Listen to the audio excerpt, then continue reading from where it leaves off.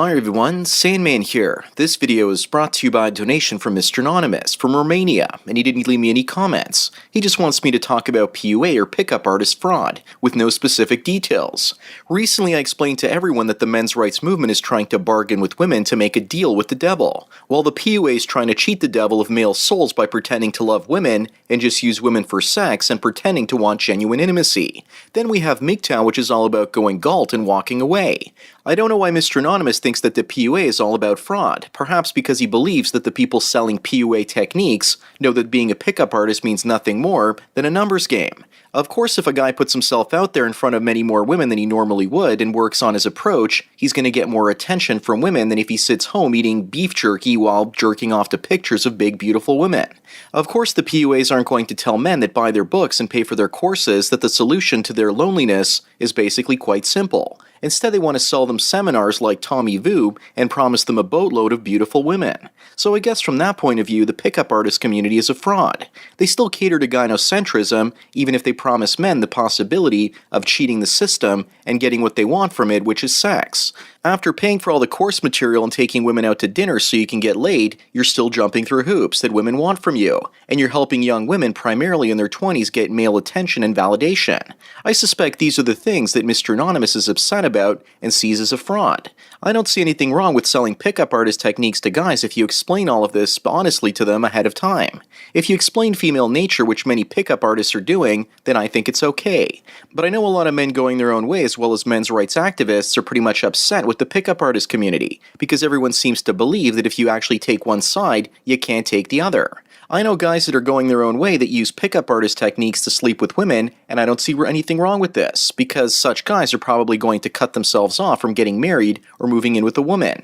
PUA, as far as I'm concerned, is just a tool that a man can use to gain access to vag. If the man can prevent himself from making stupid decisions while he's doing it, then there's nothing wrong with it. But I know there's a fraction of MGTOW that are mostly monks, and they don't think that men should have any contact with women whatsoever. I used to think that they were quacks taking things too far, so I continued to date, and then I noticed that even dating someone for a few weeks or months changes my brain, and I start white knighting, and the quality of my content on YouTube starts to decline rapidly. For me, women are like drugs, and they cloud my judgment, and I behave in ways that I normally wouldn't. I stop looking out for my own best interests and start looking out for the best interests of the women around me and the women that I'm with, and that I'm not actually related to.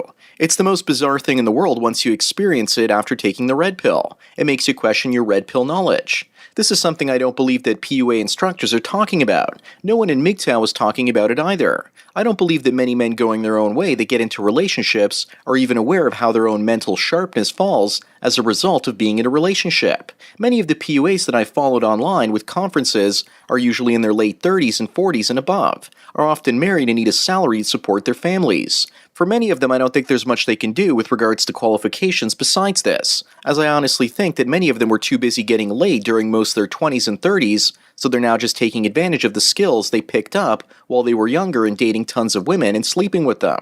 One of the most famous PUAs in the manosphere, Roosh V, is also in his late 30s and now looking to settle down with a woman and have a family. What I can never fully grasp is that pickup artists obviously have a firm grasp of red pill knowledge, and they understand female nature and the dark side of it, but they're still willing to settle down and find a woman to marry and have kids with. You'd think that they get so addicted with regards to the variety of the women they were sleeping with, and you'd think that they'd never want to get into a single relationship with a woman ever again.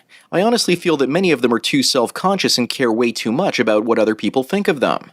They probably believe that while we're younger, a man is supposed to have a lot of sexual conquest to prove his manhood. Then when he gets older, he's supposed to get married and have children to prove his manhood yet again. It can probably be said that the pickup artists out there are not so much worried about what women think of them, but what other men think of them instead. Men going their own way, I find, are mostly worried about what they think of themselves. Our self-esteem is dependent on what we see in the mirror. PUAs are dependent on what other men see in them. It's almost like a dick waving or measuring competition between men. Finally, we have the MRA, which is probably concerned about what the politicians and government or big public institutions think about them. They want the respect from the big entities with no faces. So MRAs and PUA seek external validation. MRAs want Big Daddy government to acknowledge their plight, and PUAs want other men to acknowledge their escapades. MGTOW, on the other hand, because we all do what we want to do for the most part, we're mostly about self-actualization and self-validation. That scares a lot of PUAs because they get their validation from women.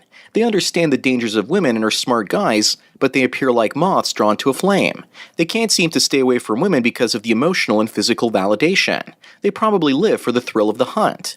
Many of them get married because they understand they're getting older and won't be able to hunt forever, but they crave the validation, so a monogamous relationship is the best they can expect as they get older. It's either that or they chase MILFs at the bar for another 15 years, and then retire on a porch with a hound dog, and they can't do that because the dog won't give them sex willingly. Another major difference you'll notice between MGTOWs, MRAs, and PUAs is that the anger, outrage, and criticism appears to move upward.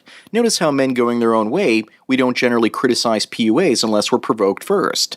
If they want to have sex with as many women as possible, that's their business, and as I said, some MGTOWs are also PUAs. But many men going their own way are constantly being criticized by the PUAs. The same goes for the men's rights community. They're constantly criticizing us and trying to lower the bar with regards to what can or can't be called MGTOW. They obviously want to be allowed in the so-called cool club, and you'll notice that the MRAs that are attacking us are usually married or living with women in long-term relationships.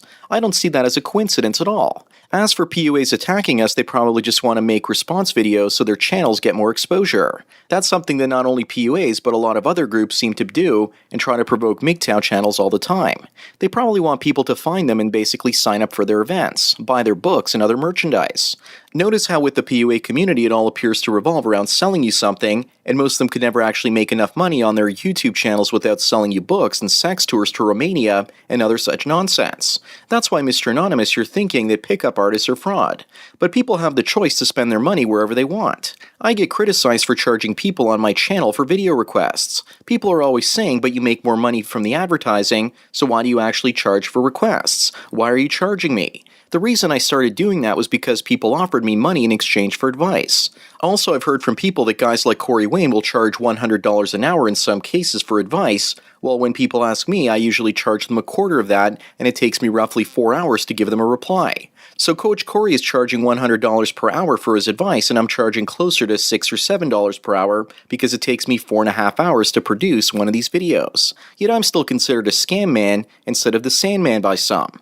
There's this noble idea floating out there that MGTOW channels shouldn't make any money and that we should actually be doing this as a public service. I think that to some extent that helps our message a lot, but with PUA it's completely different. Many people see guys selling PUA technique courses like they would snake oil salesmen. They sell you different types of products and there's no guarantee that they're going to work. And if they don't, then you just didn't go out and ask enough women out or did something to basically creep out the chicks, and you'll have to try again.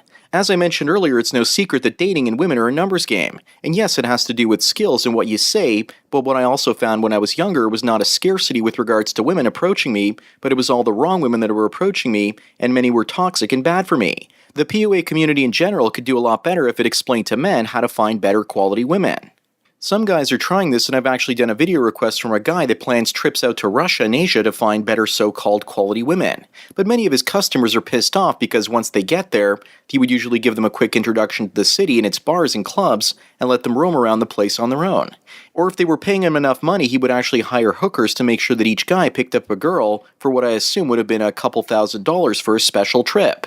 Guys fall for this kind of stuff because we want to believe that there are good women out there, as well as women that will basically open their legs if we say the right things in the right sequence. As men, we want to feel like we've accomplished something by having a challenge getting into a woman's pants. But you shouldn't measure your success with women that way. I would measure how well you're doing by how quickly she actually pins you down and tries to rip off your clothing, just by the way that you look at her or the way she perceives you based on your appearance. If you work out and tone up your body, have a great style and resources, you'll have women throwing themselves at you all the time, and you won't need special courses to teach you how to meet women. I can't believe that in this day and age with Tinder, where you can swipe for about a week and get a date, there's still guys out there trying to hit the clubs and bars or trying to pick up women at the grocery store, as many PUA guys will tell you. They see every single interaction in public with women as a potential get-together with her. They teach you to constantly be on the prowl and not to waste any opportunities. Pickup culture is about finding ways to trick the she-devils to give you sex while promising them the world and delivering nothing. This is really dangerous in today's world because of all the false allegations that are being thrown around at guys.